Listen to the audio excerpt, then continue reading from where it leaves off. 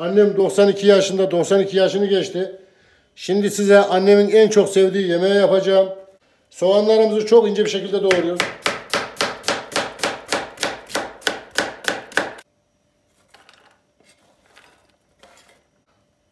İki tane büyük boy soğanımızı doğradık. Sağlıklı yaşam yemeği, ömrü uzatma yemeği diyelim. Şimdi ocağın başına geçiyoruz. Ocağımızın altını yaktık. İki tane büyük boy soğan olduğu için bayağı bir yağ yer. Ben buna yarım fincana yakın bir sıvı yağ boşaltıyorum.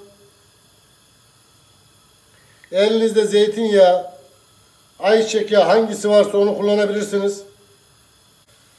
Kapağı kapatıyorum. Ocağımı orta ateşe alıyorum arkadaşlar.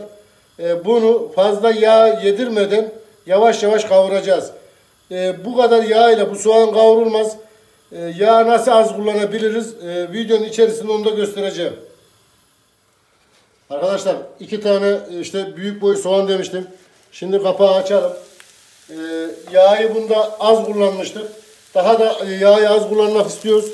Tabii ki bu yağ buna yetersiz gelecek. Yağı az kullanmak istediğimiz için biz ne yapacağız? İçine bir fincan su boşaltacağız. Şöyle göstereyim.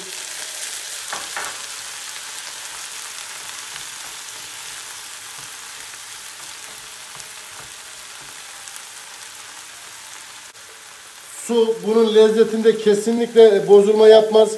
Suyun tamamını çekince asıl yapmak istediğimiz işleme geçeceğiz. Soğanımız kenarda pişerken hemen kasenin içine iki tane yumurta kırıyoruz. Yumurtanın içine şöyle çok az bir şey bir tuz atıyoruz. Yemeğin kendi tuzunu daha sonra atacağız. Tabii ki sadece annem yumurtayla soğanı yiyor. İkisini yiyor. Üzerine başka hiçbir şey katmıyor. Bir de tereyağı katıyor. Az bir de kaşar ilave edeceğim. Kaşar kesinlikle şart değil. Elinizde varsa ilave edin.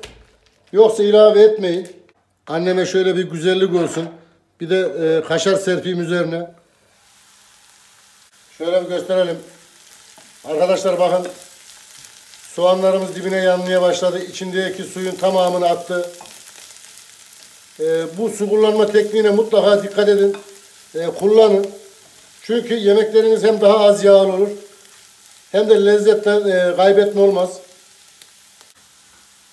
Bunda az bir de tereyağı kullanacağım.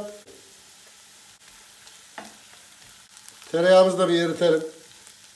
Annem en sevdiği yemeği yiyecek. Tabii en sevdiği yemeği yiyeceğse yemeğin de en güzelini yapmam gerekiyor. Onun için içine ekstradan kaşar ilave ettim. Biraz da tereyağı ilave ettim. Sıra geldi baharatlarına.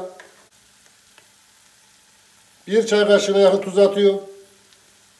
Şöyle kaşığın ucuyla çok az bir de kimyon atıyorum. Kimyon da buna böyle bir köfte havası, et kıyma havası verir, lezzet verir. Çok az bir de karabiber atıyorum. Baharatları özellikle az tutuyorum. Arkadaşlar acı sevenler bir tatlı kaşığı pul biber atabilir. Ben pul biber atmayacağım. Malum olduğu üzere 92 yaşında acı gelir. Bunu da göstermiş olayım. Baharatlara tuzu iyice bir karıştırıyorum. Üzerine hemen iki tane yumurta ilave ediyorum. Yumurtaya da çatal tutmamdaki sebep yumurtanın hepsi aynı anda bir yere dökülüp kalmasın diye. Çatalın arasından.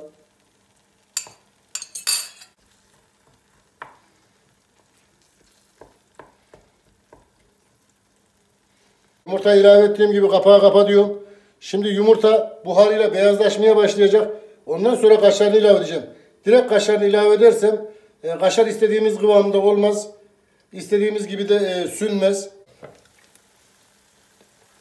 Yumurtanın çiğ yeri kalmasın diye şöyle aralardan bir kaşık dokunduruyorum. Tabanına da işlesin.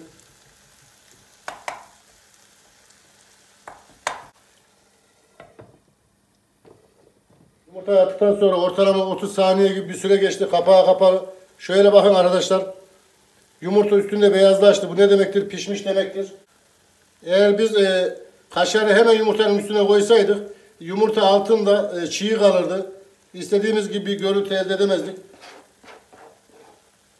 İstediğimiz gibi de bir lezzet elde edemezdik. Hemen tekrar kapağı kapatıyorum. Kaşarın da en kısık derecede ocağın, tavanın ısısıyla hafiften bir erimesini bekleyeceğiz. Ortalama 15 saniye geçti. Şöyle bakın. Kaşarlar üstünde aynı pizza kaşarı gibi erimeye başladı. Görüyor musunuz arkadaşlar? Kapağımızı kapatıyoruz. Sunum tarafına geçiyoruz. Annem tadına baksın, beğenecek mi? Arkadaşlar şimdi annem yemeğin lezzetine bakacak. Elini yakın. Ha şöyle bir kaşarından, soğandan bandır.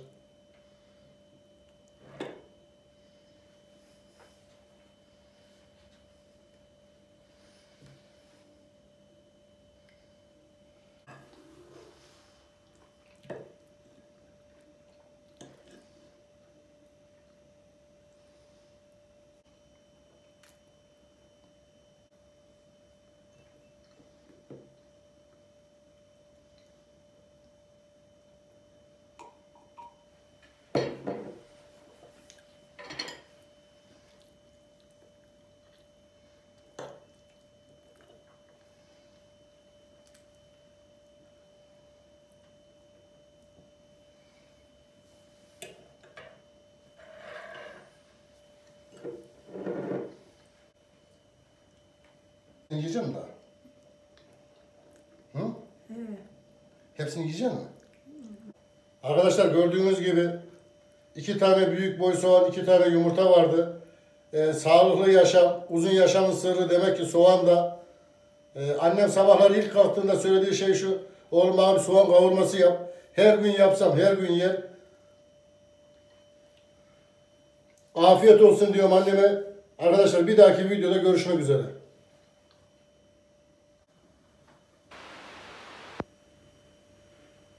Arkadaşlar videomuzun sonuna geldik.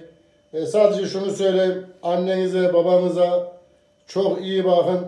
Tam sağlığında herkes yanında olur. Sağlığında herkes bakar.